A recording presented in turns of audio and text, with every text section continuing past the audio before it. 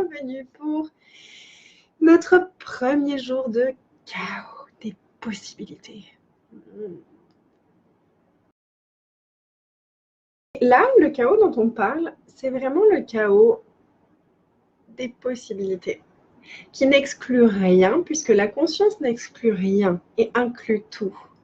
Donc, et si le chaos pouvait inclure le fait d'avoir les choses qui sont ordonnées? Par contre, on voit une différence entre le chaos qui crée les possibilités, qui est vraiment cette énergie de la création et d'être toujours à la pointe créative de la création, vs les points d'ordre. Et l'ordre, c'est vraiment cet espace de jugement, de point de vue, où on va essayer de tout verrouiller pour que tout soit parfait. Et moi, j'adore cette expression parce qu'en anglais, c'est point of order. Et ça fait l'acronyme POO. Et POO, c'est le caca. Donc, combien de POO, combien de caca est-ce que vous créez? En fait, il y a souvent les déblayages, c'est combien de POO, point of orders, are you using to create blablabla. Donc, combien de merde, combien de la merde des points d'ordre est-ce que vous utilisez pour créer tout ce qui ne fonctionne pas dans votre vie? Et tout ça, est-ce que vous voulez bien tout détruire et tout décréer? Donc, c'est vraiment sortir de cette idée que c'est le chaos qui crée la merde dans notre vie et que quand c'est la merde dans notre vie, c'est parce que c'est le chaos dans notre vie. Ça, c'est un gros mensonge et c'est ce qu'on utilise pour ne jamais être à la pointe créative. Donc, combien de points d'ordre est-ce que vous avez verrouillé dans votre vie qui vous maintiennent dans le jugement, les conclusions, les calculs et qui vous empêchent d'être à la pointe créative de votre vie? Tout ça, est-ce que vous voulez bien le détruire et le décrire, s'il vous plaît? Et combien de points de rétention est-ce que vous avez dans votre corps, dans votre business, dans vos créations, dans vos relations qui maintiennent en place tous les points d'ordre à partir desquels vous avez fonctionné en pensant que si vous ordonniez assez votre vie, que vous décidiez assez ce qui était bien et ce qui n'était pas bien, ça fonctionnerait comme ce que vous vouliez que ça fonctionne. Ça ne fonctionnera jamais. Est-ce que vous voulez bien détruire et décréer tout ça, foi du liard? Une des premières choses pour insuffler le chaos, c'est les questions. Est-ce que vous êtes prêt à être tellement irrationnel que vous n'iriez plus jamais dans la conclusion et que vous seriez la question? Qu'est-ce que c'est? Qu'est-ce que j'en fais? Est-ce que je peux le changer? Si oui, comment est-ce que je peux le changer? Quand on invite le chaos, ça vient déloger les choses de façon naturelle, en fait. Déloger tous les points de vue, déloger tous les points d'ordre qu'on a solidifiés dans notre vie de façon hyper douce et hyper créative. Et ça peut vraiment ouvrir des nouveaux espaces et ouvrir des nouveaux espaces de création. Moi, depuis ce matin, j'ai des idées qui viennent de partout. Il y a des trucs que j'ai créés depuis 3 ans et que j'arrivais pas du tout à mettre au monde. Tout était fini et tout, mais j'arrivais pas à le mettre au monde parce que c'est vraiment moi, en fait, dans cette formation-là.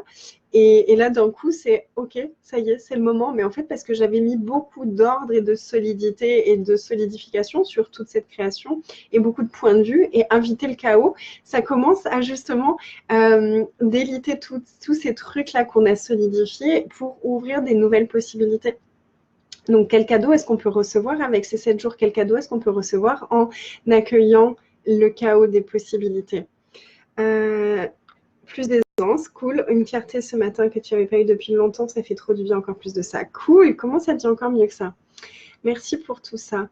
Et justement, je suis tombée sur cette phrase dans le manuel de référence. Toi aussi, tout plein de nouvelles idées ou d'anciennes qui ressurgissent. Yeah! Comment ça devient mieux que ça? Et justement, le chaos, c'est le cadeau des possibilités. L'ordre, c'est le chaos de l'impossibilité. Et tout ce monde, en fait, repose sur l'idée qu'on doit avoir tout ordonné. Le gouvernement est ordonné, les compagnies d'assurance sont ordonnées, les banques sont ordonnées, c'est l'ordre des choses. Comment on est censé faire ça? On peut avoir l'ordre si on n'a aucune conscience.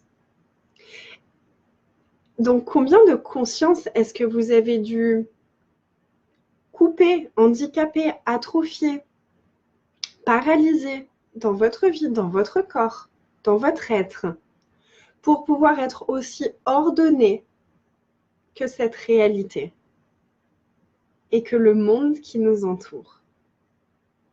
Et tout ça, et toutes les jails, les jugements, agendas, mensonges, inventions, secrets qui créent ça, est-ce qu'on veut bien tout abroger, récupérer, renoncer, dénoncer, détruire et décréer maintenant, s'il vous plaît?